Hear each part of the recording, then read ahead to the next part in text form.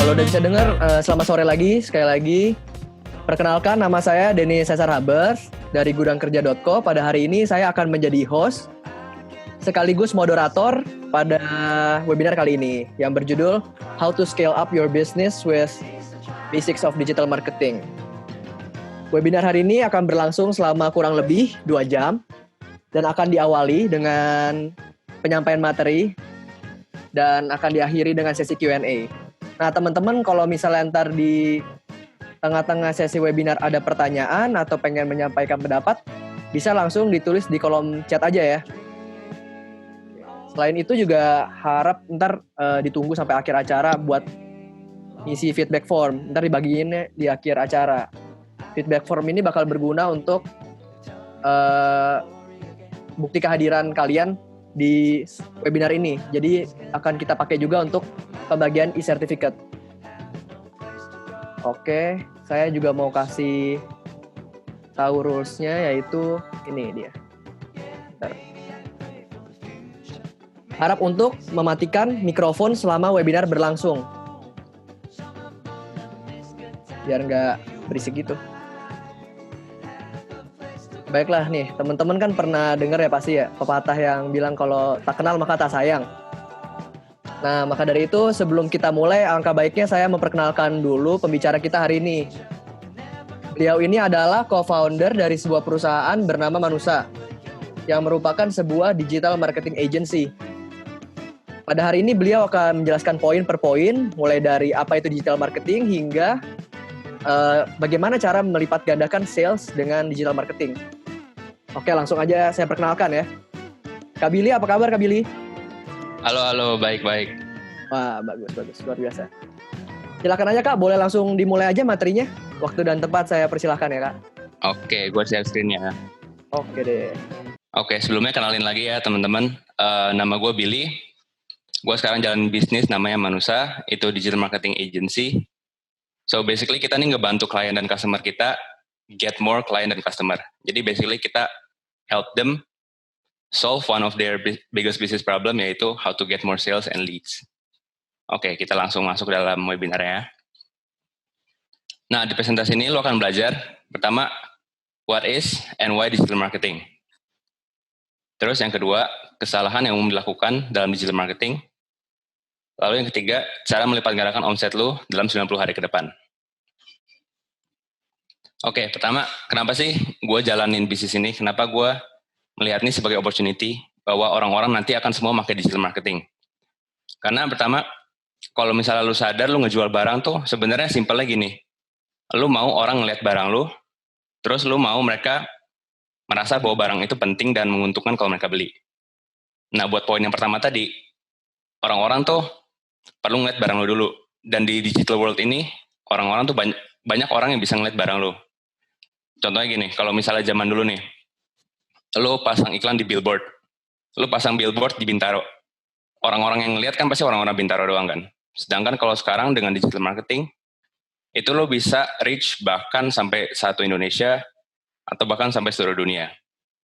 Jadi basically HP lo itu atau internet atau social media atau Google itu is the new TV gitu. Nah, terus menurut Facebook's Official Investor Relations Information, itu makin hari makin banyak aja tuh yang pakai Facebook, which is salah satu dari digital marketing platform. Nah, terus kenapa lagi alasannya selain dari attention-nya ada? Nah, jadi platform-platform ini tuh mereka tuh cost effective dan advertising mereka tuh benar-benar powerful. Nah, kalau kita sadar tuh ada 2 biggest advertising platform yang ada di dunia digital ini. Yang pertama itu Facebook dengan anaknya Instagram. Jadi buat di webinar kali ini, kalau gue nyebut Facebook itu termasuk Instagram berarti ya. Terus yang kedua itu adalah Google. Nah, kalau misalnya kalian bisa advertise dengan benar, itu sebenarnya advertising di sini tuh murah banget. Kayak kalian tuh bisa masukin duit 10.000 untuk kalian advertisement-nya tuh dikasih lihat ke orang-orang, lalu kalian bisa dapat return misalnya 30.000. Nah, kalau kalian bisa melakukan hal ini kan basically advertising kalian gratis kan. Nah, the best thing adalah ini skill. Maksudnya skill gimana? Jadi kalau tadi gue kasih contoh billboard tadi nih. Kalau billboard itu kan ada maksimalnya kan. Kalau gue pasang billboardnya di Bintaro nih, terus penduduk Bintaro cuma 100.000. Ya udah maksimal yang bisa ngeliat 100.000, nggak bisa lebih lagi. Sedangkan kalau misalnya di Facebook dan Google ini, kalau lo bayar lebih, itu mereka bisa ngasih lihat advertisement lo tuh ke orang yang lebih banyak. Makanya it scales. Jadi kalau misalnya lo bisa dapetin 30.000 dengan 10.000, artinya kalau lo masukin 100.000, lo bisa dapat balik 300.000. Dan terus-terus lagi. Kalau nolnya lo tambahin, semua scale terus. Nah selain itu juga lo bisa target audience lo doang gitu. Lo bisa target cuman orang-orang umur 25-45 tahun misalnya. Terus dia udah nikah, terus tinggalnya di mana, dan interestnya apa. Itu lo bisa lakukan di platform ini. Terus apalagi, jadi analytics dari platform-platform ini tuh akurat banget. Kayak kalau misalnya lo advertise, dan lo nggak merhatiin hal-hal ini, itu lo missing out banget fitur-fitur dari platform-platform ini. Justru salah satu alasan kenapa orang-orang beralih dari advertising di TV, di billboard ke sini, itu karena mereka tuh bisa nge-track apapun dengan sangat akurat gitu. Nah ini contohnya nih, kalau kita advertise di Facebook, itu lu pada bisa ngelihat ada cost per website conversion, cost per add to cart, dan kawan-kawan. Nah ini esensinya apa kita tahu hal ini, jadi kita tahu iklan lu itu benar-benar menarik ke orang-orang nggak gitu. Kalau misalnya lu ngelihat, oh hari pertama, hari kedua, hari ketiga, ini hasilnya jelek banget. Berarti lu harus lakukan sesuatu, lu harus adjust gimana caranya supaya iklan itu dilihat orang.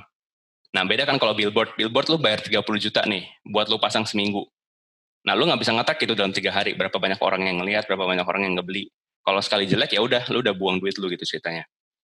Sama dengan TV juga gitu. Nah terus of course brand building. Di digital marketing ini kita bisa taruh nama brand kita. Kalau kita terus konsisten, kita selama 2 tahun, 3 tahun, 4 tahun, 5 tahun, dan orang-orang beli terus, dan kita build relationship terus, lama-lama kan brand kita ada. Jadi brand kita bernilai intinya. So, jadi summary-nya, what exactly is digital marketing? Nah, menurut HubSpot, digital marketing encompasses all marketing efforts that leverage digital channel or platform to connect with potential customers and turn them into loyal, high-paying customers. Nah, jadi digital marketing itu sebenarnya banyak banget gitu. Kayak ada paid ads, SEO, social media, landing page, website, campaign blast, mailing, dan kawan-kawan. Nah, dari semua platform-platform dan fitur ini, itu yang paling terkenal itu sebenarnya sekarang social media. Nah, tapi lu perlu sadar kalau social media itu salah satu dari semua ini gitu.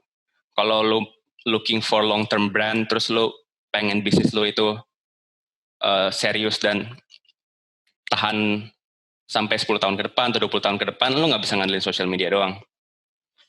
Karena ini cuma salah satu dari semua digital marketing yang ada gitu.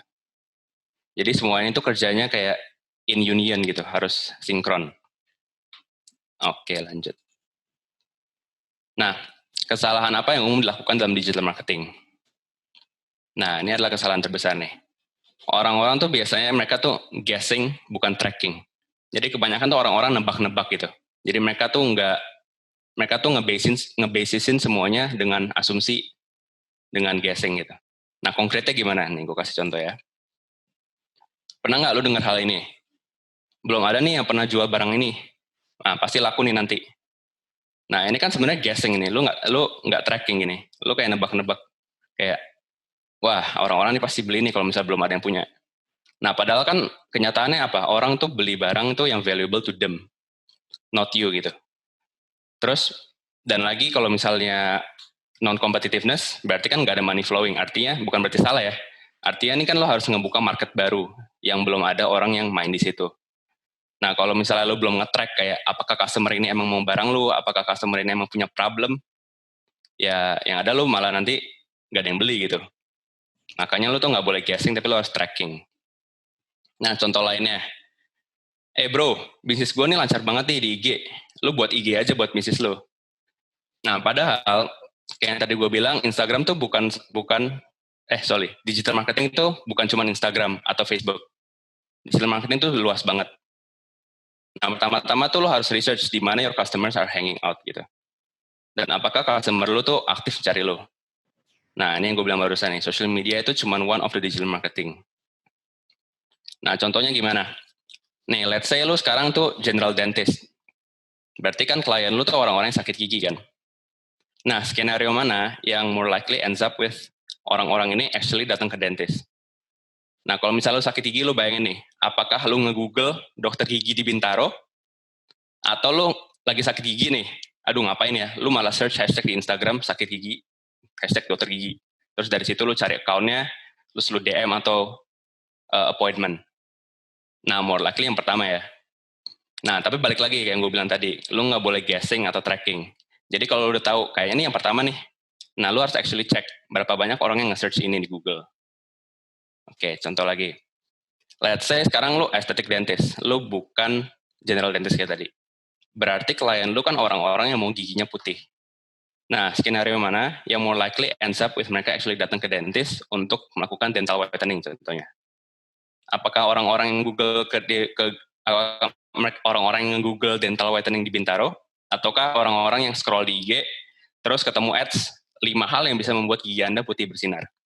Nah, first take gue nih kalau gue ngeliat ini, gue nganggap ini 50-50. Jadi, lihat ya, dengan niche yang sama aja, sama-sama dentist, dengan offer yang berbeda aja, orang datangnya tuh ke tempat yang berbeda. Balik lagi ke first statement gue, lo harus track, bukan guess. Jadi dengan first take gue tadi ini 50-50, gue harus actually check apakah benar 50-50, apakah benar gue harus jalan ini paralel, atau gue harus jalan salah satunya dulu. Gitu. Oke. Nextnya gini skenario-nya. Gue pernah dengar nih orang bilang ke gue, Facebook Ads mah nggak bisa buat jual barang mahal. Gue udah coba, barang gue nggak laku-laku tuh. Nah, padahal kenyataannya lu tuh harus dig deep di mana problem utamanya. Kenyataannya kan Facebook Ads, ya ada aja kan yang sukses pakai Facebook Ads, ada aja orang yang bisa jual rumah dengan Facebook Ads. Nah, kenapa giliran lu yang pakai, itu nggak ada orang yang beli? Lu harus dig deep di mana problem utamanya. Nah, apakah offer lu tuh irresistible? Apakah offer lu kurang menarik? Atau apakah lu udah menyatakan guarantee? Nah, hal-hal ini tuh lu perlu dig deep. Nah, ini kita akan bahasin nanti. Nah, jadi konkretnya, what should I do supaya gue tuh nggak salah gitu jalanin digital marketing ini? Nah, pertama tuh lo harus research. Nah, researchnya ini nggak cuman kayak 1 jam, 2 jam, terus ngelihat cuman 1-2 kompetitor yang lain. Tapi lo harus benar-benar kayak 1 hari, 2 hari, 3 hari, lo cari tahu tentang customer lo dan tentang market lo. Lo harus tahu tentang niche lo, terus apa sih problem yang mereka punya. Dan problemnya itu bukan problem biasa, tapi problemnya itu harus hot and pressing problem. Nah, terus lo harus tahu juga what have already worked. Kayak yang gue bilang tadi nih, kalau misalnya lo tuh mencoba membuka market baru atau mencoba jual barang baru, ya kan berarti belum ada yang ngetes kan apakah barang itu emang orang mau atau enggak. Sedangkan kalau misalnya lo emang ngejual yang mirip dengan orang lain, lo harus lihat mereka tuh ngelakuinnya gimana, mereka tuh promosinya gimana, mereka tuh Instagramnya gimana, mereka tuh offernya gimana. Nah, terus habis lo lihat punya mereka, lo pikir gimana caranya lo bisa memberikan value yang lebih dari mereka. Nah, terus lo harus research juga nih, yang ketiga. Apa yang audiens lo tuh perbincangkan. Nah, di gimana lo tahu hal-hal ini? Lo bisa datang ke sini namanya BuzzSumo. Ini kalau mau catat boleh ya. Terus ada namanya Answer the Public. Terus lo bisa juga ke Reddit, Facebook group, bahkan grup WA. Nah, ini kan customer-customer lo nih. Jadi lo tuh nggak nebak-nebak gitu kayak, aduh customer gue kayaknya maunya ini, kayaknya maunya ini, kayaknya maunya ini. Lo nggak nebak gitu. Lo actually ngelihat mereka tuh di komunitasnya tuh ngomonginnya apa sih? Kalau mereka punya satu masalah yang benar-benar banyak banget nih yang sering ngomongin, ya lo jadikan itu sebagai offer lo gitu. Nah, lo juga harus research gimana sih journey customer lo. Nah, mereka datang dari mana? Maksudnya awal-awal tuh mereka buat nemuin brand lo tuh gimana? Contohnya dentist tadi, berarti yang general dentist tadi kalau misalnya di Google berarti orang gini kan. Pertama, orang tuh sadar mereka tuh sakit gigi. Kedua, mereka memutuskan untuk buka Google. Dari buka Google itu mereka ngetik dokter gigi di Bintaro. Dari situ mereka tuh ngeklik website lo. Dari website lo, mereka ngeklik reserve appointment. Dari reserve appointment, baru lo close. Dari lo close, baru mereka datang ke dentist lo dan segala macam. Nah, itu journey-nya tuh terkadang di satu industri nggak cuma satu, tapi ada banyak. Nah, ini semua harus lo map. Nah, terus apa yang membuat customer lo tuh nggak mau beli barang lo? Nah, objection ini, itu basically harus lo jawab semua di offer lo gitu. kalau misalnya ada satu hal aja yang ngebuat mereka kayak, aduh nggak jadi beli lah gue, ya kan sayang kan, lu udah spend banyak duit lu udah spend effort untuk bikin konten, lu udah spend duit buat jalanin ads, lu udah spend banyak waktu untuk research, tapi ternyata ada objections yang akhirnya ngebuat mereka nggak beli. Nah, ini harus di research banget. Nah, setelah lu udah nge-research dengan benar, only then lu bisa execute digital marketing lu. Nah, approach digital marketingnya ini gimana sih untuk double, triple, or even quadruple your sales? Nah, kita akan bahas sebentar lagi. Nah, terus yang kedua, tadi kan research. Nah, terus yang kedua, kita harus selesaikan masalah dari akarnya. Jadi, jangan cuman lu udah ngelakuin sesuatu, terus lu generalisasi kalau misalnya hal itu nggak berguna gitu. Kayak yang tadi Facebook Ads yang gue kasih contohnya ya. Nah, kalau misalnya lu jalanin ads nih, entah itu Google, entah itu ads di YouTube, in-stream ads, atau entah itu di Instagram Story, atau dimanapun, kalau misalnya nggak ada yang beli, lo harus tanya kenapa pertama. Nah, terus lo cari tahu nih, oh ternyata yang klik ads-nya tuh cuma 0,5% dari yang ngeliat. Nah, kenapa? Nah, ternyata mungkin nggak sesuai sama traffic temperature-nya. Nah, ini gue akan bahas nanti. Terus mungkin offer-nya tuh nggak klik dengan audience. Nah, ini makanya gue bilang tadi, butuh banget tuh research yang mendalam gitu. Jadi, kita tuh bikin offer tuh nggak ngasal, nggak cuman kita pikir, wah ini kayaknya bagus banget nih. Tapi, apa yang bagus di pandangan customer lu, bukan di pandangan lu gitu. Atau mungkin ad kreatifnya jelek, atau lu ngasal bikinnya, atau terlalu kayak iklan, yang ada orang cuma nge-skip doang pas nge-scroll. Nah, itu bisa aja.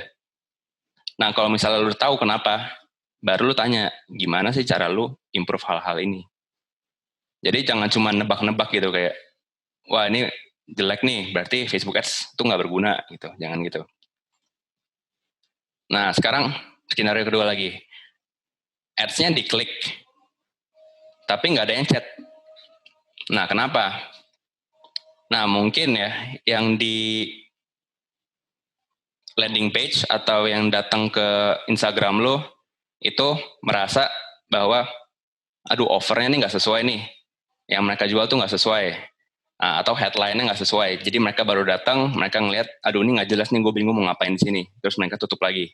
Kan sayang kan, mereka udah klik, tapi mereka cabut lagi. Nah tuh tadi offernya nggak irresistible atau terlalu banyak komitmen. Nah terlalu banyak komitmen gimana? Contohnya gini, kayak misalnya gue baru datang ke restoran nih. Terus gue datengin satu orang stranger gitu misalnya. Terus gue bilang ke dia, mau pergi bareng gue nggak? Ya kan aneh banget kan. Lu belum kenal dia, lu belum pernah ngobrol sama dia, lu udah ngajak dia pergi kemana aja. Jadi sama dengan brand. Kalau misalnya lu tuh belum dikenal orang, as in orang itu belum pernah ngeliat lu sama sekali, ya lu nggak bisa langsung berharap mereka mau ngeluarin duit banyak ke lu gitu. Nah terus apalagi, misalnya nggak ada guarantee. Nah ini salah satu yang tadi gue bilang, kalau misalnya mereka ada objection kayak, gimana kalau barangnya pecah, tapi lu nggak menjelaskan di situ. Kalau misalnya lu tuh memberikan guarantee barang pecah, lu ganti atau apa gitu. Oke, berikutnya. Oh, ternyata ads-nya tuh diklik. Banyak banget yang ngechat, tapi nggak ada yang beli. Nah, lu tanya kenapa? Orang ngeklik nih, berarti ads lu bagus. Orang chat, oke mungkin berarti landing page atau Instagram page lu tuh bagus, menarik.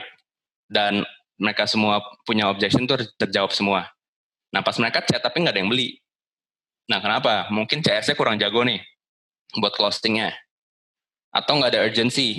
Jadi pas mereka mau beli, mereka pikir, aduh ngapain sih gue beli sekarang, gue bisa beli nanti. Nah, ntar yang ada mereka lupa dengan brand lu, terus ya udah sia-sia kan landing page tadi atau ads tadi. Nah, terus atau enggak bad traffic quality. Nah, ini sering banget terjadi nih. Jadi, kalau misalnya kita ngiklan di Facebook itu, kalau lu pernah nemu tombol promote atau tombol boost post di Instagram atau Facebook, itu sebenarnya Facebook tuh ngasih lu orang-orang yang suka ngeklik iklan, bukan yang suka ngebeli. Nih gue ulang ya. Kalau misalnya lu pernah advertise Facebook atau Instagram dengan tombol promote atau yang boost post itu sebenarnya Facebook tuh ngasih lu orang-orang yang suka ngeklik, bukan suka beli. Nah, kenapa bisa gitu? Jadi kita tuh kalau misalnya kita scrolling di Facebook atau scrolling di Instagram, itu sebenarnya kita semua tuh di track gitu sama Facebook. Jadi apakah gue tuh sukanya komen, apakah gue suka share-share ngepost, apakah gue suka scrolling doang, atau apakah gue kerjaannya ngeklik ads tapi nggak beli, ataukah gue orangnya tipe-tipenya yang ngeklik ads terus habis itu ngebeli. Nah dari situ tuh Facebook ngerankingin kita tuh. Jadi orang-orang yang suka ngebeli pasti rankingnya lebih tinggi. Nah kalau lu menggunakan yang boost post itu, Facebook tuh cuma ngasih lu orang-orang yang disebutnya traffic. Jadi suka ngeklik tapi nggak pasti suka ngebeli. Nah buat kita tackle itu gimana? Jadi lu tuh harus jalanin iklan Facebook atau Instagram itu dari Facebook Manager. Karena dari situ tuh lu bisa pilih traffic objektif lu, which is conversion. Which is dipilihin orang-orang yang suka ngebeli. Nah pasti harganya lebih mahal. Jadi kalau misalnya yang lu boost post tadi, lu cuma 50.000, cuma dapat 10 orang misalnya. Kalau misalnya di Facebook Manager, itu lu bahkan lebih dikit lagi, bisa sampai 5 orang. Karena mereka kualitasnya tuh lebih bagus. Nah itu mungkin salah satu alasan karena mereka nggak beli. Tapi chat doang kerjanya. Nah terus no value perceived. Nih contohnya nih, misalnya gue tawarin lu, mau nggak beli permen gue 500.000? Sama gue tawarin lu, mau nggak beli mobil gue 500.000? Nah dengan gue compare apple to apple ini atau comparing ini, itu kan harga 500.000 ini kelihatannya beda gitu. Nah sama dengan produk yang lu jual, kalau misalnya lu nggak berhasil untuk build the value, kalau misalnya di Instagram lu atau di highlight atau di story atau di landing page atau di website lu tuh lu nggak berhasil ngebikin value-nya terlihat tinggi, ya mereka nggak mau beli gitu. Kayak kalau lu sadar tuh transaksi itu cuma pertukaran value sama uang gitu. Nah jadi pertanyaannya gimana caranya lu ngebuat offer lu itu seolah-olah mereka justru yang rugi kalau mereka nggak beli sekarang juga. Ya gue ulang ya. Jadi lu harus bikin gimana caranya supaya offer lu itu mereka yang rugi kalau mereka nggak beli saat itu juga. Nah itu challenge-nya. Oke, jadi sekarang how to double, triple, or even quadruple your sales in the next 90 days. Nah, pertama gue mau disclaimer dulu nih. Ini strategi ini, yes, ini untuk semuanya. Tapi only if lo bisa melakukan hal-hal yang gue sebutin sebelumnya dengan lancar, atau lo udah experience. Terus yang kedua, ini untuk everyone if lo willing to put in the work, 300%. Nah, ini tuh manual. Ntar gue jelasin maksudnya manualnya apa. Nah, strategi ini, kalau misalnya lo nggak bisa melakukan dua hal di atas, nah tenang aja, ini strategi juga untuk orang-orang bermodal. Tapi lo tetap harus put in the work, walaupun nggak sebesar yang tadi. Nah, kalau misalnya lo punya duit atau modal, lo bisa lakuin yang namanya ads sama automation. Ini akan gue jelasin nanti. Nah, sebelum kita masuk ke gimana caranya, kita harus tahu dulu nih, ada dua approach of digital marketing. Yang pertama brand marketing atau branding, yang kedua direct response marketing. Nah, ini gue mau bilang dulu nih, mungkin ada argumen banyak ya tentang definisi branding itu apa sih, terutama di orang-orang desain nih. Nah, tapi karena ini kita webinar digital marketing, jadi branding yang gue bilang ini maksudnya brand marketing ya. Oke, jadi which one to focus more gitu. Nah, kita harus tahu dulu nih, apa sih masing-masing ini. Nah, ini gue colong presentasi dari Marty namanya. Dia tuh brand consultant-nya dari Google, terus apalagi ya, Twitter, pokoknya big companies lah. Nah, di presentasi dia tuh, dia bakal ngejelasin modern definition of brand dan 5 disciplines of brand building. Tapi gue cuma masukinnya bagian satu doang di sini. Oke, jadi kita start by dispelling some myths. Pertama, dia bilang brand itu bukan logo. Nah, terus brand itu bukan identity. Jadi bukan warna, bukan letterhead dan kawan-kawan. Nah, sure ini tuh termasuk brand, tapi brand sendiri itu sebenarnya luas. Ini cuma salah satunya. Ini cuma one part of. Terus brand itu bukan produk. Nah, jadi what exactly is a brand? Nah, a brand itu is a person's gut feeling about a product, a service, or an organization. Jadi it's a gut feeling because people are emotional, intuitive beings. It's a person's gut feeling because brands are defined by individuals, not companies, market, or the public. Jadi it is not what you say it is, it's what they say it is. Jadi balik lagi kayak yang gue bilang tadi, jadi ini bukan tentang lu, tapi ini tentang customer lu, apa yang mereka bilang gitu. Nah, buat yang mau ngeliat presentasinya, ini namanya The Brand Gap by Marty tadi ya. Namanya The Brand Gap. Oke, kenapa branding ini so hot gitu kan? Pertama, people have too many choices and too little time. Terus, most offerings have similar quality and features. Terus, we tend to base our buying choices on trust. Nah, jadi contohnya gini nih. Ada 1.000 kamera di market. Nah, most likely mereka tuh fiturnya pasti mirip-mirip. Karena mereka mau compete satu sama lain dong. Nah, tapi which one lu decide untuk beli? Nah, ini tuh branding. Oke. Sekarang what is direct response marketing? Nah, ini presentasinya balik lagi ke gue yang bikin ya. Jadi basically ini tuh bagaimana lu bisa menjual produk atau service lu lebih sering ke lebih banyak orang dengan untung yang lebih besar secara konsisten dan bisa diprediksi dan terukur. Jadi lebih sering, frekuensi lebih banyak, terus ke lebih banyak orang, untungnya lebih besar, secara konsisten, bisa diprediksi, dan terukur. Nah, gimana caranya? Apa konkretnya? Nah, konkretnya pakai advertisement analytics ini. Karena dari sini, lu benar-benar bisa nge-track apa yang customer lu jalanin gitu. Dan kalau lu udah tahu customer lu ngapain aja, lu bisa akhirnya optimize supaya apapun yang mereka lakukan jadi lebih baik. Gitu. Nah, ini namanya direct response. Jadi, apapun yang mereka lakukan, lu bisa langsung track hari itu juga. Jadi bukan hari ini lu mulai bisnis, terus lu baru lihat hasilnya 6 bulan ke depan gitu, enggak. Direct response tuh langsung gitu. Lu mulai bisnis lu hari ini. Lu planning, research tadi, kawan-kawan, dan lu udah bisa ngeliat hasilnya dalam 1 minggu, atau bahkan hari itu juga gitu. Jadi benar-benar direct. Dan kenapa itu bagus banget? Karena itu direct kan, lu bisa dapat feedback langsung dari customer lu kan. Jadi kalau produk lu emang baru dan lu dapat feedback dari customer lu kan bisa langsung improve, kayak lu langsung adjust kayak what to do. Ternyata gue dapat feedback A, B, C nih. Oke, gue dapat feedbacknya langsung nih dalam 1 minggu, nggak lama-lama. Apa yang harus gue lakukan supaya produk gue bisa meet mereka punya expectation gitu. Oke, lanjut. Nah, jadi ini comparisonnya. Branding itu long term, duitnya tuh di long term. Branding itu nggak measurable. Nah, branding itu helps people choose. Kalau direct response itu duitnya bisa langsung lu lihat short term, terus ini measurable, sama ini helps people buy.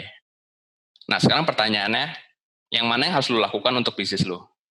Nah, jawabannya dua-duanya. Ini tuh bukan sesuatu yang harus dipisah, karena lu kalau memulai bisnis lu aja, lu tuh harus bikin logo, lu tuh harus bikin brand identity yang tadi, terus lu harus mikirin customer lu kan, gut feeling tadi. Customer lu kira-kira sukanya barang yang kayak gimana, packagingnya gimana. Itu kan lu harus bikin awal-awal juga kan. Jadi ini sebenarnya bukan sesuatu yang dipisah. Ini tuh mereka tuh work hand in hand. Nah, tapi pertanyaannya kan tadi, mana yang harus lu fokusin duluan kalau misalnya lu mulai suatu bisnis.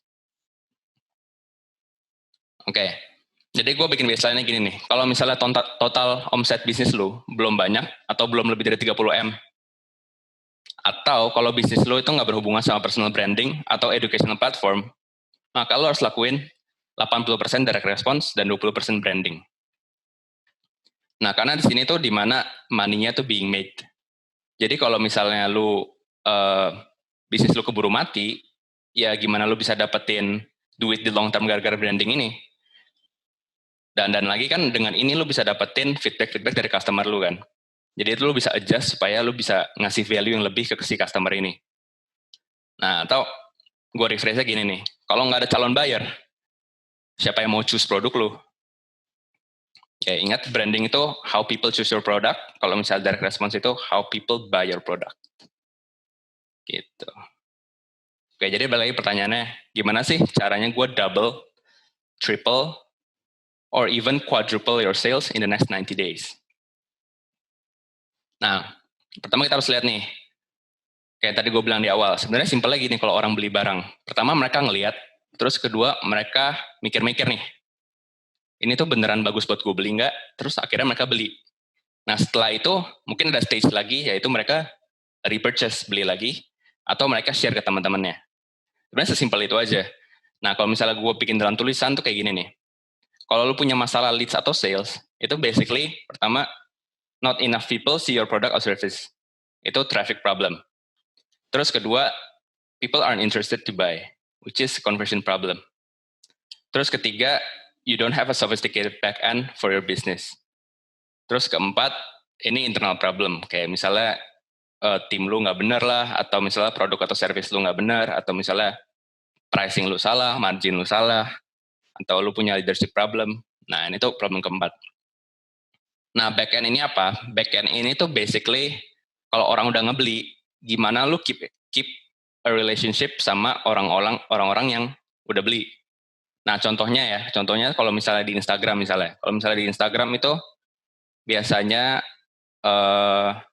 orang-orang tuh live Instagram atau mereka tuh buka poll atau questionnaire. Nah, itu mereka tanya tuh, guys, apa sih kira-kira yang ada feedback gak buat kita? Nah, ini tuh sebenarnya tujuannya tuh buat orang-orang yang udah beli. Jadi, lu tuh tetap build a relationship gitu sama mereka. Jadi, mereka tuh nggak cuma beli sekali, tapi mereka merasa diperhatikan, mereka merasa, aduh gue pengen beli lagi dah. Mereka tuh benar-benar merhatiin gue banget gitu loh. Nah, kalau misalnya slide di Instagram nih gimana? Ini tuh contohnya di email marketing. Nah, kalau di email marketing itu, lu bisa segmentasi namanya. Jadi orang-orang yang udah beli sama orang-orang yang belum beli, itu email yang dikirimnya tuh beda-beda. Dan itu semua dilakukan secara otomatis. Nah, tapi itu kita nggak akan bahas di webinar kali ini, karena itu bakal panjang lagi. Oke. Jadi, kalau gue bikin flow-nya tuh kayak gini. Pertama, traffic generation, lalu conversion, lalu namanya nurturing, lalu namanya retention. Nah, jadi di yang pertama ini, basically, lu cari orang-orang yang bakal ngebeli produk lu. Setelah itu, orang-orang itu ngelihat apakah produk lu tuh valuable, apakah produk lu itu pantas dibeli. Nah, kalau mereka beli, ya udah bagus, mereka langsung lompat ke sini nih. Retention yang tadi, lu build a relationship sama mereka. Nah, tapi kalau mereka nggak beli, apa yang lu harus lakukan? Ya, lu harus lakukan namanya nurturing.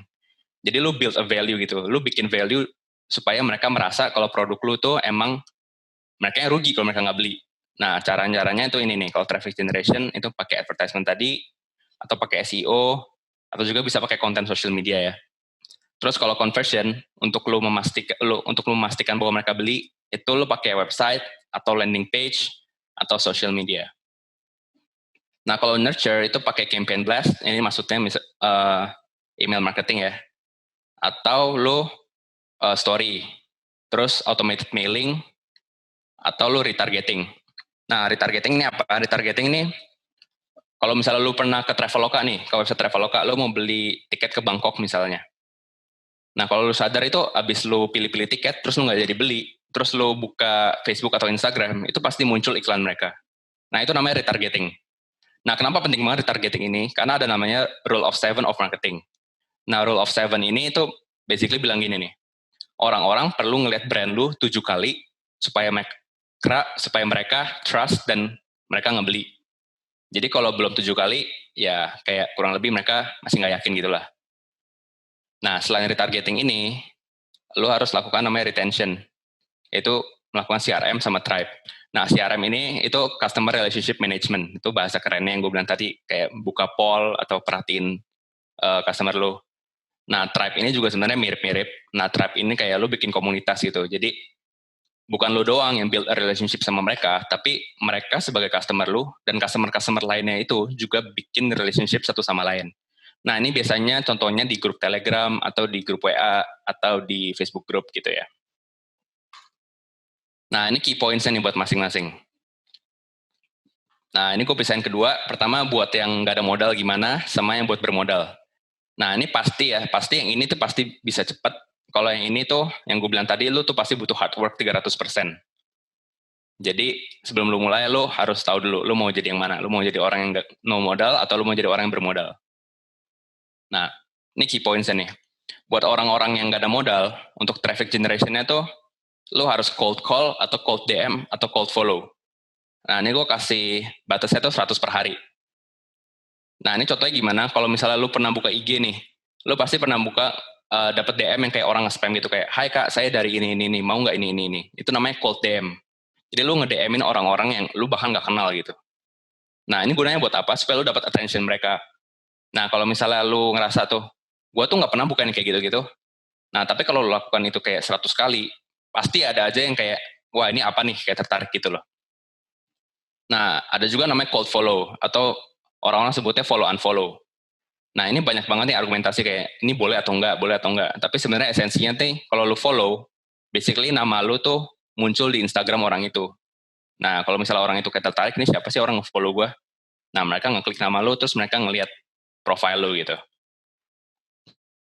Nah, terus cold call ini mungkin buat yang lebih ke service based, atau kayak misalnya dentist tadi, atau kalau misalnya lu digital marketing agency kayak gue, lu tuh bisa buka Google, terus lu nge-search kayak misalnya dokter gigi di Bintaro, terus lu buka website mereka nih, lu sadar, wah ini website masih jelek nih. Akhirnya telepon mereka kayak, halo, gue Billy nih, gue ngeliat website lu di Google. Menurut gue sih website lu nih masih kurang efektif nih, masih kurang bagus. Kira-kira lu open gak ya untuk gue gitu. Nah ini cold call namanya. Nah ini kenapa gue masukin ke no modal ya, karena basically ya ini nggak pakai modal gitu kan, walaupun lu pakai pulsa lah, atau walaupun lu pakai tenaga lu, basically lu tuh nggak harus ngeluarin duit banyak kayak yang di sini. Nanti kita bakal bahas yang ini. Terus yang kedua, lu bisa bikin konten di social media. Nah, kontennya ini cuman educational sama entertainment. Nah, kalau kontennya ini cuman it's all about you, maksudnya all about lu sebagai business owner, nah konten ini nggak bakal berguna sebagai traffic generation. Nah, gue ulang ya. Kalau misalnya konten yang lu post ini bukan educational atau entertainment, tapi konten yang lu post ini cuma tentang kayak produk lu apa, atau misalnya kenapa produk lu tuh keren banget, kayak foto produk lu, itu tuh nggak bakal berguna sebagai traffic generation. Karena esensi dari sini adalah lu pengen konten lu tuh di-share sama orang-orang. Contohnya konten gudang kerja. Kalau lu sadar di Instagram gudang kerja tuh isinya tuh educational semua. Nah, mereka tuh intentnya tuh pasti mau supaya konten-konten tuh di-share. Jadi abis di-share kan orang ngeliat kan, which is traffic generation. Nah, dari situ barulah orang ngeliat, terus orang tertarik atau apa. Nah, itu lain cerita lagi.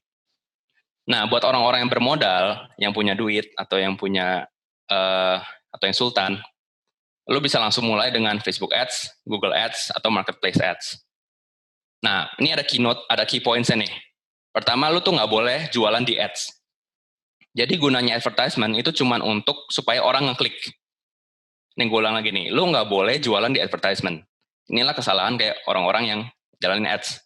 Ads itu gunanya supaya mereka ngeklik dan masuk ke antara landing page tadi, atau ke social media atau ke website. Kalau lu jualan di ads, sama kayak yang gue bilang tadi, gue datang ke restoran, terus gue nanya orang kayak, lu mau jalan-jalan sama gue nggak? Itu kan aneh kan? Kayak mereka belum tahu lu siapa, tapi lu udah kayak minta komitmen yang besar dari mereka. Nah, terus key point lainnya tuh lu harus split test supaya better ROI. Nah, ROI ini return on investment. Jadi kalau yang tadi lu ingat, analytics di Facebook Ads, Google Ads, dan Marketplace Ads ini tuh bener-bener deep dan pokoknya bagus banget lah. Nah, kalau lu nggak mengandalkan ini, kalau misalnya lu, kayak ini udah dikasih ke lu secara free nih, kalau lu nggak pakai itu kan sayang banget. Lu harus split test ads lu ini, lu harus jalanin 2 ads. Ini gue jelasin dulu split test nih. Split test itu basically, lu jalanin ads itu nggak cuma satu, lu jalanin misalnya 3 ads. Yang satu gambarnya A, yang satu gambarnya B, yang satu gambarnya C. Nah, itu namanya split test. Nah, lu kan nggak tahu kan mana dari 3 gambar ini yang emang audience lu suka sebelum lu emang jalanin ads-nya itu. Nah, itu tuh split test. Jadi lu jalanin ads-nya, terus lu lihat hasilnya. Apakah emang bagus ataukah jelek. Nah, kalau udah lu lihat nih, misalnya lu udah jalanin selama 1 minggu, terus gimana? Lu lihat dari 3 ads tadi, misalnya ads A, hasilnya 50 orang yang beli. Ads B, 10 orang. Ads C, bahkan nggak ada yang beli. Terus gimana? Ya matiin ads B sama ads C-nya. Lu fokus ke ads A aja. Budget yang tadinya lu masukin ke dalam ads B, ads C, lu masukin ke ads A. Karena ads A yang, ya itu udah working gitu. Lu udah lihat hasilnya, lu udah lihat analytics-nya, emang lu udah lihat kalau misalnya itu emang ngasih lu profit, emang ngasih lu omset. Gitu. Jadi ini juga berhubungan sama yang gue bilang tadi, it's all about tracking, bukan guessing. Nah, terus yang kedua, buat orang bermodal juga, lu bisa masukin blog sama SEO. Nah, sebenarnya ini tuh bisa masuk ke sini no modal, karena ini kan basically bikin konten juga kan. Tapi kan untuk lu bikin blog atau artikel di website itu, lu kan butuh website pertama kan. Website itu kan gak gratis, makanya gue masukin ke bermodal. Walaupun relatif lebih murah ya. Nah, keyword nih. Gue jelasin dulu apa gunanya blog atau artikel ini. Basically gini, kalau misalnya lu karpet lu ketumpahan kopi nih. Nah, pasti lu nge-search Google kan, cara membersihkan karpet. Nah, terus muncul tuh artikel di atas, 5 cara membersihkan karpet. Nah, sebenarnya orang-orang ini tuh dengan bikin artikel ini, akhirnya kan lu masuk ke website mereka kan. Nah, akhirnya tuh dari 100 orang yang datang, mungkin 10 orang yang kayak ngerasa, ini kenapa orang-orang ini nulis artikel ini ya? Kenapa sih mereka bisa expert banget di bidang membersihkan karpet dari kopi? Nah, terus mereka klik page lain di websitenya. Oh, ternyata mereka tuh jual servis membersihkan rumah, vacuum cleaner dan kawan-kawan. Nah, terus mereka mikir, wah gila nih orang-orang ini aja tahu cara bersihin stain kopi di karpet gua. Pasti mereka bagus juga dong buat bersihin seluruh rumah gua dari debu-debu dan kawan-kawannya. Nah, itulah gunanya artikel sama SEO ini. Oke, nah ini key points-nya nih untuk yang ini tuh lu harus research keyword dulu, baru lu bikin quality content. Nah, kayak keyword-keywordnya itu apa, lu bisa, ini ntar lu Google sendiri lah ya, soalnya ini panjang lagi. Nah, ini juga buat traffic generation nih. Jadi, dari 100% customer lu itu, sebenarnya cuma 3% yang interested in making a purchase right now. Nah, 17% dari 100% orang ini, itu masih dalam information gathering mode. Mereka tuh open to buy, tapi mereka nggak mau beli saat itu juga. Mereka masih mau cari tahu apakah lu kredibel, apakah emang ini dia butuh. Nah, terus 20%-nya itu problem aware. Artinya mereka tuh tahu mereka butuh bantuan, tapi mereka tuh nggak actively researching how to solve that problem. Nah, 60%-nya itu nggak problem aware. Nah, dari 100% calon audience lu ini, platform mana yang lu pakai? Apakah lu pakai Google Ads? Apakah lu pakai YouTube Ads? Apakah lu pakai Marketplace Ads? Apakah lu pakai Instagram Story Ads? Nah, jawabannya gini. Buat yang 3%, itu lu pakai Google Ads sama Marketplace Ads. Kenapa gitu? Karena orang-orang yang interested in making a purchase right now, itu mereka pasti searching di Google atau enggak di Marketplace. Kayak gini nih, misalnya lu search di Tokopedia, botol minum sport gitu. Pasti kan lu udah ada intent buat ngebeli kan. Kayak lu emang mau ngebeli, makanya lu masuk ke Tokopedia. Atau mungkin lu masuk ke Google gitu. Nah, buat sisanya 97%-nya ini, nah inilah di mana lu menggunakan Facebook Ads, Instagram Ads, sama YouTube Ads.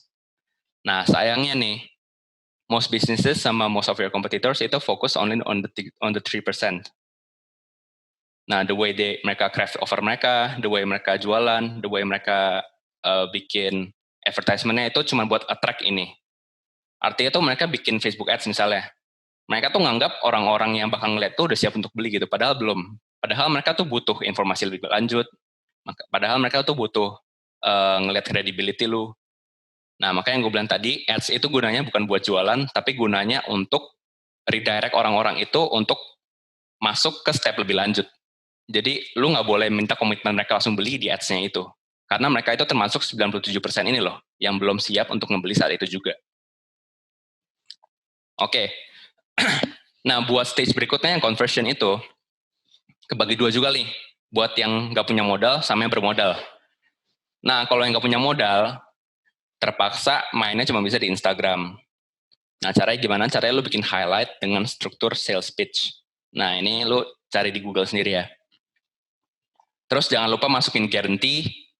Jangan lupa juga apapun yang lu taruh di highlight story itu lu make it clear gitu. Jangan berantakan, jangan gak jelas. Lu jangan nganggap orang-orang itu datang buat solve riddle-riddle lu gitu loh. Kayak orang datang itu attention span mereka tuh kecil banget. Mereka tuh datang ke social media tuh buat update ke temen-temennya, buat posting foto. Jadi mereka tuh nggak ada waktu sebenarnya buat ngeliat bisnis lu tuh apa gitu. Kalau misalnya lu nggak make it clear, kalau lu nggak jelas dalam kayak 7 detik pertama attention mereka, ya yang ada mereka cabut gitu. Terus bikin juga highlight untuk social proof. Nah, social proof ini itu kayak testimoni gitu ya. Kalau misalnya lu pernah endorse gitu, ya pasti masukin juga lah. Nah, buat orang-orang yang bermodal, itu lu harus bikin landing page. Nah, landing page itu website yang satu page emang terstruktur untuk orang ngebeli. Nah, ini boleh lu catat, terus lu cari tahu nanti di Google ya. Nah dari sini lu tuh harus split test. Ini udah gue jelasin tadi ya split test apa. Headline, offer, sama call to action lu. Nah jadi nggak cuma ads nih yang perlu di split test. Ternyata dari orang datang, lu juga harus ngelihat headline mana sih yang ngeklik di orang supaya orang baca lagi terus. Nah offer mana sih yang emang ngeklik sama audience lu. Dan call to actionnya tuh apa yang cocok. Nah of course kalau lu taruh guarantee sama make it clear di sini, ya of course lu harus guarantee sama make it clear di sini juga. Dan social proof juga. Nah, buat nurturing. Jadi orang-orang yang udah beli, jadi orang-orang yang udah lewatin sini terus beli, ya udah bagus ya. Nah, buat yang nggak beli gimana nih? Buat yang nggak beli, lu harus nurture dulu. Nah, buat yang nggak ada modal, caranya pakai story IG setiap hari. Jadi, lu put your brand story, terus juga lu harus masukin the reason orang-orang harus beli saat itu juga. Nah, lu juga harus follow up atau DM leads dan prospects. Jadi, orang-orang yang udah DM lu kayak, Kak, ini harganya berapa? Terus nggak beli nih. Ya, lu harus follow up secara manual gitu. Lu nggak boleh asumsi mereka tuh ntar bakal balik lagi gitu. Karena mereka tuh attention span-nya yang gue bilang tadi, pendek banget. Terus yang ketiga, lu juga bisa masukin orang-orang di IG lu ini, lu redirect ke WA group atau ke Telegram group. Nah, karena di sini ini gratis nih. Once lu buat, lu mau ngasih info ke mereka, lu mau edukasi mereka, lu mau build a relationship sama mereka, itu kan gratis kan. Nah, ini juga bisa jadi salah satu strategi lu nih. Nah, buat orang-orang yang bermodal, gimana caranya? Lu pakai automated email marketing sequence. Nah, di email marketing ini, ingat orang-orang tuh biasa buka email tuh isinya promosi semua. Jadi gimana caranya supaya lu sebagai owner dari brand lu itu bikin sesuatu yang berbeda, yang bikin orang mau baca email lu. Which is dengan, ya caranya jangan promosi aja, simpelnya gitu. Kalau misalnya 99% orang promosi, ya basically lu harus lakukan yang kebalikannya kan. Which is lu ngasih mereka value.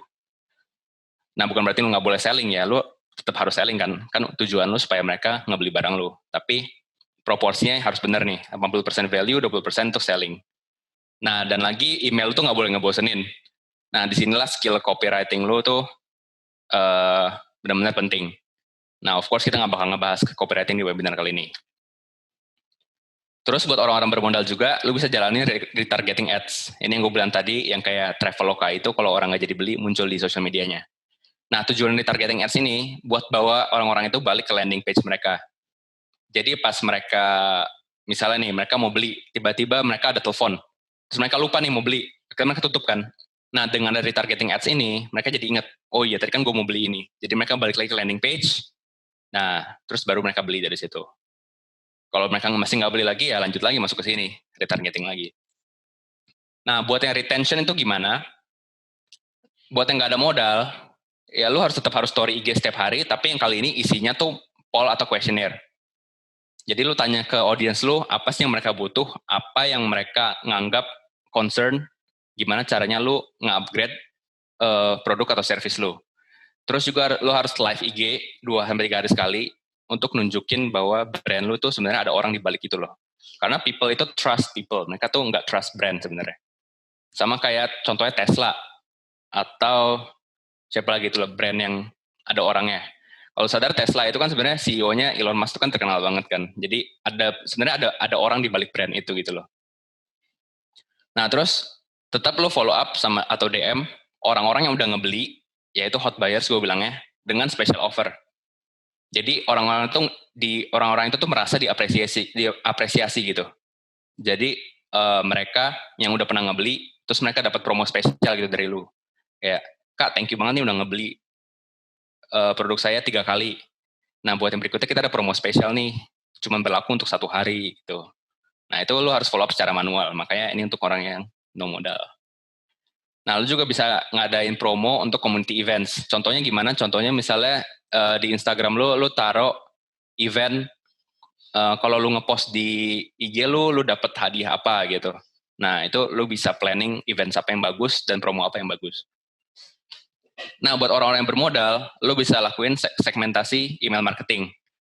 Jadi sama kayak tadi, lu show appreciation dari ownernya, kayak terima kasih udah membeli, kita ada promo spesial nih buat kamu yang udah ngebeli 3 kali, mau nggak? Nah.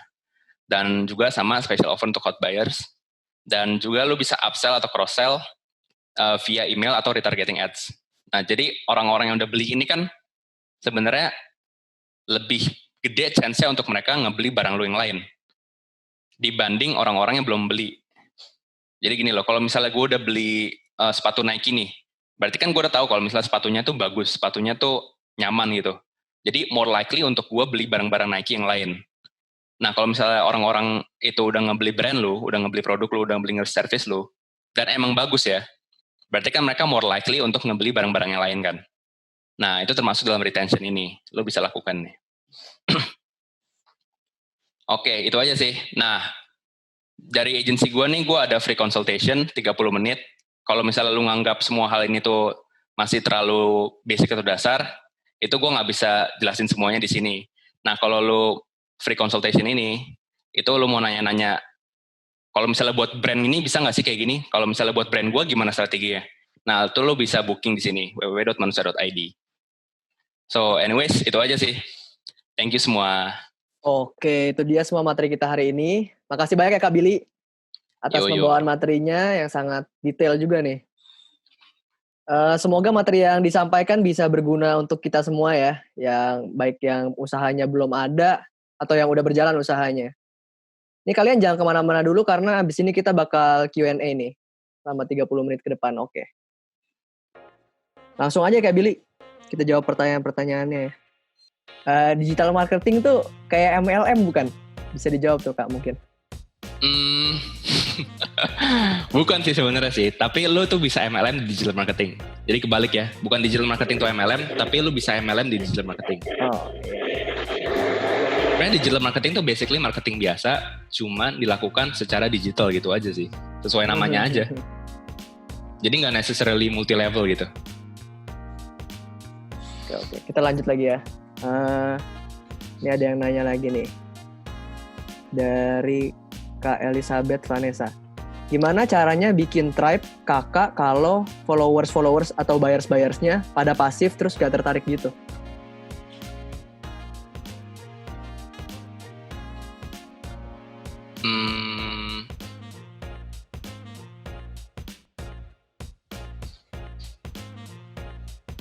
Boleh diulang nggak?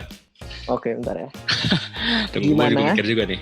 Caranya bikin tribe kalau followers atau buyers pada pasif terus gak tertarik gitu? Pertama gini nih, tiap industri pasti beda. Pasti ada industri yang lebih ke community oriented, pasti ada yang enggak. Contohnya kalau educational kayak Gudang Kerja gini nih, pasti community-nya tuh lebih ke arah interaktif. Dan kalau ternyata produk lu tuh emang lebih ke arah komunitas yang gak interaktif, dan lu emang udah coba segala cara supaya mereka interaktif tapi mereka gak interaktif, ya gimana ya? Bingung juga sih gue sih. Ya mau gak mau lu harus cari cara lagi sih. Gimana, apa event yang menarik supaya orang-orang itu tuh mau interact gitu sama lu. Atau yang tadi gue bilang, lu tuh jangan kontennya semuanya tuh selling, tapi lu harus bikin value juga. Jadi dengan value itu, terus dengan konten-konten yang berharga buat mereka, itu mereka ngerasa, wah ini bagus banget, gue komen gitu kayak. Atau bahkan di kontennya sendiri itu lu bisa encourage mereka untuk nanya gitu. Kayak buat yang punya pertanyaan, bisa komen di bawah gitu.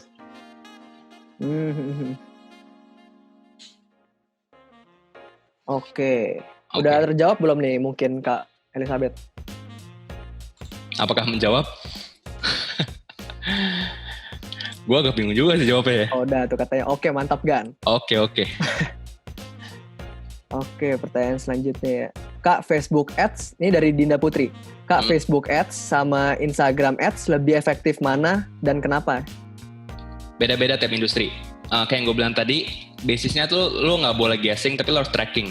Gara-gara gue lebih bagus di Facebook, atau gara-gara Dennis lebih bagus di Instagram, bukan berarti itu juga berlaku buat bisnis lo atau brand lo. Lo harus coba.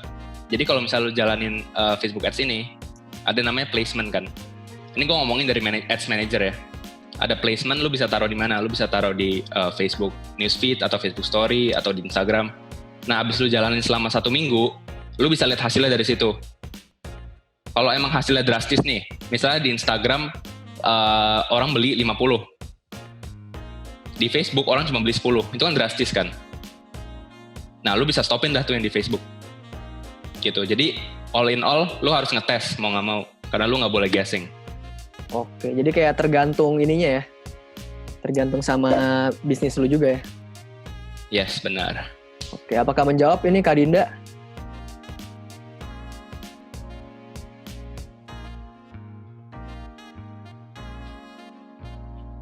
Oke, mungkin udah menjawab ya.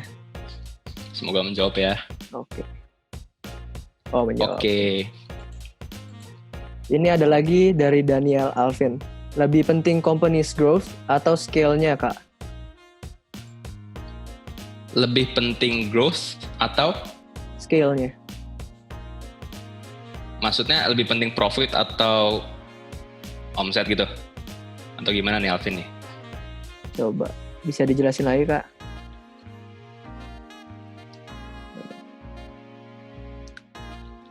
Apa itu Alvin tuh yang iya Kak atau bukan? Iya. Oh, Iya, oke. iya. Jadi lebih penting mana profit atau scaling ya? Jadi Iya. kan kalau bisnis besar belum tentu profitable kan, maksudnya gitu kan. Kalau gede bisa aja nggak untung kan. Mhm. Nah itu balik lagi ke lu sebagai business owner sih. Mana yang lu incer? Apakah lu incer bisnisnya besar dulu, orang-orang tahu dulu, atau lu incer pokoknya sekarang gue mau uang profit sebanyak-banyaknya. Nah itu balik lagi ke lu sih. Kan gue gak bisa nentuin buat bisnis lu bagus yang mana gitu. Oke, lanjut lagi ya. Ini ada yang nanya lagi nih dari Adeline. Kalau tengah-tengah modal dan gak bermodal, harus pilih yang mana? Kalau tengah-tengah modal dan gak bermodal, berarti dia bermodal dong. Kan kalau dia gak bermodal, pasti dia bermodal kan?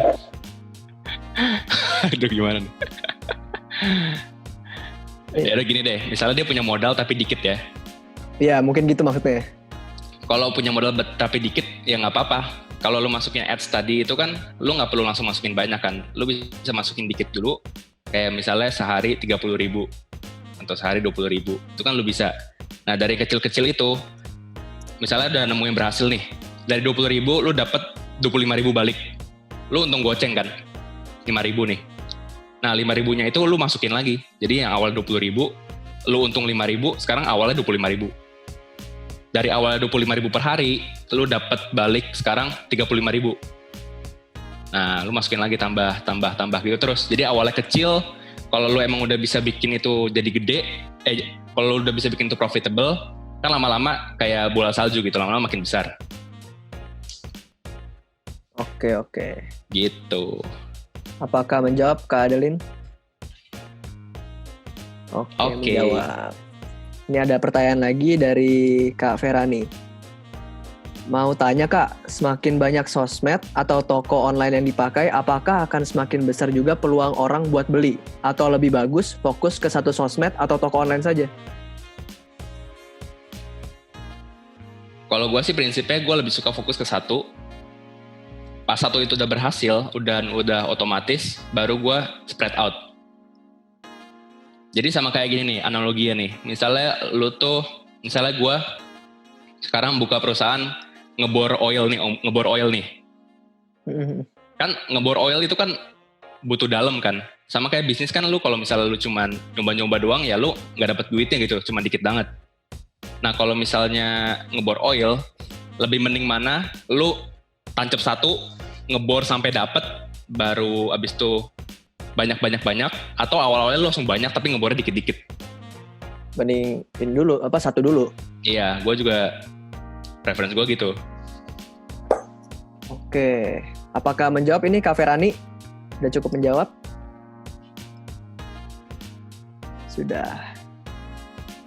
Oke. Pokoknya ada case study nih Kak. Apa case study-nya nih? Iya, jadi kemarin dari Kak Aditya ya ini.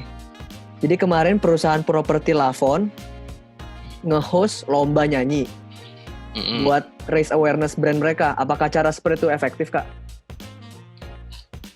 Efektif kalau misalnya audiens yang diambil itu cocok sama brand mereka. Lavon ini jualnya apa ya? Kalau misalnya Lavon ini misalnya jual gitar gitu, mereka adain lomba nyanyi nih. Ya berarti kan audiensnya pecinta musik semua kan? Rumah. Iya, properti dia. Properti dia. Sebenarnya kalau audiensnya nggak terlalu nyambung itu nggak terlalu efektif ya, karena mau nggak mau, bukan mau nggak mau, karena ujung-ujungnya mereka nggak beli gitu. Tapi ya harus diukur lagi tadi, tracking, jangan guessing gitu. Dari mereka ngadain lomba ini, itu mereka keluarin duit berapa. Misalnya mereka harus beli stage set, apa, harganya 20 juta. Nah, habis itu yang datang 1.000 orang. Dari 1.000 orang itu yang beli rumah cuma satu nih. Tapi dari orang satu orang yang ngebeli rumah kan mereka dapat return berapa juta, berapa ratus juta gitu. Nah, kalau misalnya emang itu strateginya dan itu terjadi, ya berarti efektif dong. Nah, jadi nggak boleh guessing nih, nggak boleh balik lagi, nggak boleh guessing, tapi harus tracking. Gitu. Oke. Udah menjawab itu katanya Kak Adit. Kita lanjut lagi ya ke Kak Cindy Miranda ini. Menurut kakak, apakah endorse itu berpengaruh besar dalam digital branding? Endorse itu bagus banget sih, karena bukan cuma sebagai traffic generation tadi yang gue bilang, bukan cuma sebagai attention, tapi aset dari endorse itu bisa lu pakai dalam landing page lu atau dalam Instagram lu. Jadi setelah lu endorse, make sure lu kontrak dengan artis atau selebgramnya itu, lu bilang kalau misalnya hasil endorse-nya itu, hasil aset-asetnya itu bisa lu pakai lagi. Nah, jadi abis mereka endorse, lu tuh pakai video atau fotonya itu sebagai testimoni dan social proof. Kayak, wah, produk gue tuh dipakai sama selebgram terkenal nih. Nah, itu untuk ini ya, untuk credibility. Kalau misalnya lu mau endorse sebagai traffic generation, atau lu berharap hasil dari endorse itu emang langsung balik modal, lu harus pilih artisnya yang emang audiensnya sesuai sama audiens lu.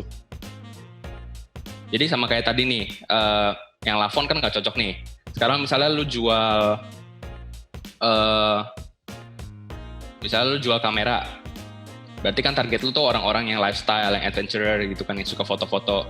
Ya lu pilih target artisnya tuh orang-orang, lu pilih selebgram-selebgramnya tuh yang audiensnya emang orang yang suka foto-foto. Gitu. Jadi lu ada dua pilihan nih. Pertama, emang lu mengharapkan endorse itu balik modal, atau lu mengharapkan endorse itu bisa lu pakai asetnya. Pasti dari sini juga pasti ada yang beli, tapi ya lu harus pikir lagi mana yang lu fokusin gitu. Oke, udah menjawab juga katanya tuh Kak. Oke, lanjut lagi ya kita ke Kak Nidiana Ovalita. Kak, mau nanya dong, tips untuk yang mulai marketing di Instagram, terus gimana caranya naikin followers? Soalnya aku nggak mau beli followers. Buat naikin followers, lu tadi harus bikin konten yang educational atau enggak entertainment. Karena orang nge-follow itu kan perlu alasannya kan. Kalau mereka ngeliat konten lu kerjaannya cuma lu ngejual doang, itu ya ngapain mereka follow lu gitu, kecuali mereka teman-teman lu. Nah, kalau lu udah bikin konten educational atau inspirational ini, atau entertainment ini, kan yang ntar kan mereka nge-share gitu kan. Dan pas mereka nge-share ke orang yang merasa kalau konten itu penting banget, ya mereka follow. Nah, itu yang pertama. Yang kedua yang gue bilang tadi, lu bisa cold DM atau lu bisa cold follow. Jadi jadi misalnya lu jual peninggi badan misalnya, lu cari aja account peninggi badan lainnya, lu lihat followersnya, terus lu following satu-satu. Nah, terus next stepnya lu lihat followersnya lagi, lu DM-in satu-satu. Nah, itu namanya cold follow atau cold DM. Itu emang kayak gitu. Jadi dari 100 orang yang lu DM, at least satunya follow. Atau dari 100 orang, 10-nya follow. Oke, gimana Kak Nidiana Valita? Apakah sudah cukup? Oh, udah cukup ya sepertinya. Oh, ada lagi nih gue tambahin nih. Oh, bisa juga lakuin kayak giveaway gitu. Tapi kalau misalnya giveaway, make sure tuh giveaway-nya jangan terlalu ekstrim. Maksudnya jangan terlalu kayak gue ngasih duit gitu loh. Yang ada orang yang follow lu tuh orang-orang yang mau duit, bukan yang mau produk lu gitu. Jadi kalau mau giveaway, mungkin lu bisa giveaway produk lu, biar kalau yang dapat pun mereka ngeliat itu bagus banget, mereka bisa repurchase gitu loh. Oke. Oke. Kita lanjut. Sama-sama. Ya ke Kak Belinda ini. Hai Kak, mau tanya strategi apa yang cocok digunakan untuk bisnis F&B rumahan yang muncul karena corona, namun bertujuan untuk dikembangkan? Oke, strateginya buat F&B, balik lagi, apakah lo yang tipe-tipe luar modal, berani ngeluarin duit di awal, atau kalau tipe-tipe yang enggak? Kalau lo yang enggak, lakuin yang kayak gue bilang tadi, lo post konten dulu. Kalau F&B sebenarnya konten yang lo bikin nggak bisa terlalu educational sih, emang. Ya udah makanan aja gitu, paling educationalnya dikit banget kan. Nah, habis lo post apa yang lo jual, lo cold follow, cold DM gitu-gitu tadi. Nah, kalau misalnya lo bermodal, ini bagusnya buat F&B tuh di sini nih, kalau misalnya lo bermodal. Karena lo bisa jalanin ads, dan lo bisa target cuma orang-orang sekitar situ aja. Misalnya lo di Jakarta Barat nih, most likely kan orang yang beli makanan itu kan nggak mungkin di Surabaya dong, kecuali ya lo jual makanannya frozen lah. Kalau misalnya lo kayak cuma jual kroket gitu, kan orang-orang maunya masih panas, masih kayak lezat gitu kan. Jadi target lu tuh awal-awal tuh orang yang dekat situ gitu. Jadi lu masukin position audience lu itu di Jakarta Barat. Nah, ntar tuh lu bisa masukin itu tuh di Facebook Ads Manager. Atau bahkan di Instagram Boost Post itu juga bisa kok. Oke, udah cukup menjawab belum nih Kak Belinda? Oke, udah. Thank you Kak katanya. Oke, ini ada pertanyaan juga dari salah satu tim gudang kerja nih. Dari Farel. Okay. Halo Kak, aku masih agak bingung perbedaan Instagram Ads sama Facebook Ads nih. Jadi maksudnya gimana ya? Apakah Instagram Ads itu khusus untuk ditampilkan di Instagram dan Facebook Ads khusus untuk ditampilkan di Facebook? Oke, pertama gini. Instagram tuh sebenarnya dulu pisah sama Facebook. Terus Facebook ngebeli Instagram, jadi di bawahnya nih sekarang nih. Nah, kalau misalnya lu jalanin Instagram Ads yang Boost Post itu, ya itu lu ngepromosi dari Instagram untuk ditampilkan di Instagram. Kalau lu di Facebook juga yang Boost Post itu, lu basically promosi ngiklan dari Facebook untuk ditampilkan di Facebook. Tapi kalau lu pakai namanya Facebook Ads Manager, ini gua tulis namanya di sini deh. Facebook Ads Manager. Nah, kalau lu bikin ads dari situ, lu bisa ngatur apakah ads-nya itu bakal lu tampilin di Facebook atau ads-nya bakal lu tampilin di Instagram. Nah, kenapa penting banget buat pakai Facebook Ads Manager ini bukan pakai Boost Post? Karena banyak banget fitur-fitur yang nggak ada di Instagram atau di Facebook doang, tapi ada di Facebook Ads Manager. Nah, contohnya ada namanya Custom Audience, Lookalike Audience, terus tadi retargeting tadi, namanya ada Facebook Pixel. Nah, itu ntar lu harus cari sendiri di Google itu. Itu banyak banget di Google tutorialnya, dan itu gampang banget kok. Lu nggak perlu skill coding atau programming, lu bisa pasang fitur-fitur itu di brand lu.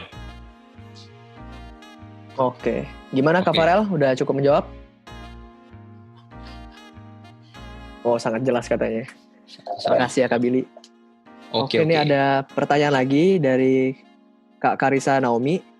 Kak, cara tahu gimana bisnis lain yang similar dengan kita, conduct their marketing, dan lain-lain, itu gimana? Kan sometimes itu kan personal strategi mereka, jadi kita nggak bisa tahu gitu. Pertama lu bisa actually beli produk dia aja. Lu beli produk dia, lu catatin tuh journey lu gimana.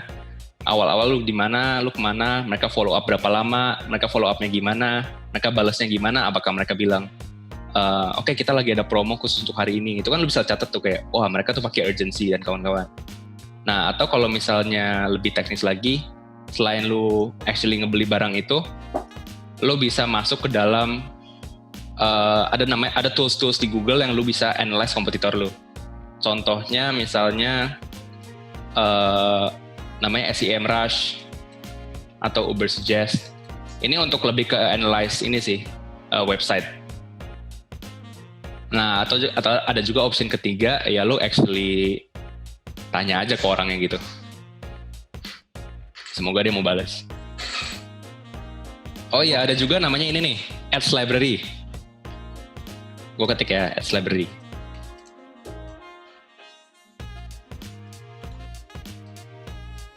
Nah, Ads Library ini fitur dari Facebook, di mana lu bisa ngelihat ads yang ditampilin sama orang itu. Nah, lo boleh search ya di Ads Library ini di Google ya.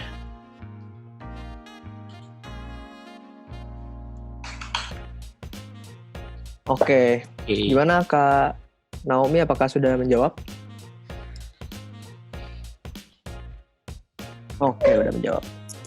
Ini ada pertanyaan lagi dari Kak Adeline lagi. Kak, kalau emang jualannya marginnya kecil gimana? Soalnya kompetitor harga jualnya juga udah rendah. Oke, kalau misalnya lu perang harga, lu punya dua option. Option pertama tuh lu harus bikin supaya value lu naik. Kayak yang gue bilang tadi, orang tuh transaksi itu cuman pertukaran value sama duit kan. Kalau misalnya margin lu kecil ya gedein marginnya dengan memberikan value yang lebih. Nah, bahkan kadang-kadang value ini tuh nggak harus bentuknya physical product, di mana lu harus ngeluarin cost lagi. Kadang-kadang value ini tuh bentuknya bisa dalam digital product. Contohnya apa? Contohnya misalnya lu ngasih ebook atau lu ngasih video panduan apa-apa yang juga berhubungan sama produk lu tadi. Gitu. Nah, option kedua, ya kalau misalnya margin lu kecil kan lu berarti nggak bisa masuk ke jalan yang bermodal tadi ya. Karena pasti lu masukin ke ads 10.000 karena marginnya kecil, yang ada lu balik 3.000 kan.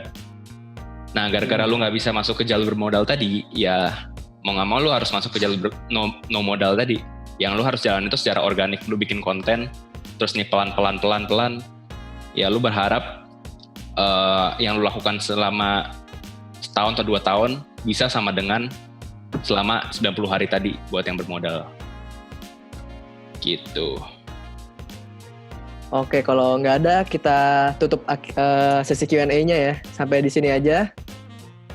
Untuk teman-teman yang belum isi feedback, boleh diisi lewat link yang dikasih sama ini Kak Nicholas Pungki ya. Itu bakal jadi bukti kehadiran kalian di webinar ini dan bakal jadi bukti kehadiran lagi.